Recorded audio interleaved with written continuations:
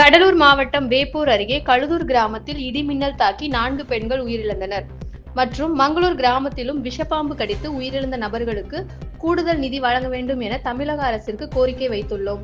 கோரிக்கையை செவிசாய்க்காத தமிழக அரசை கண்டித்து பாரதிய ஜனதா கட்சி சார்பில் 9/11/2025 அன்று ராமநத்தம் பேருந்து நிலையம் அருகே ஆர்ப்பாட்டம் நடத்துவதாக ஒருமனதாக தேர்ந்தெடுக்கப்படுகிறது.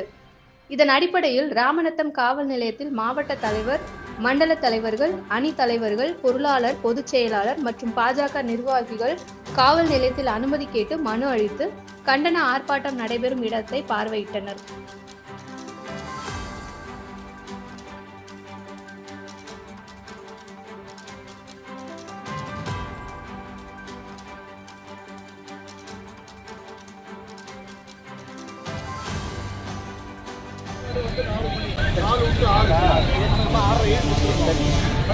நம்ம ஆட்களுக்கு நோட்டீஸ் 3 மணி போட்டுறோம்.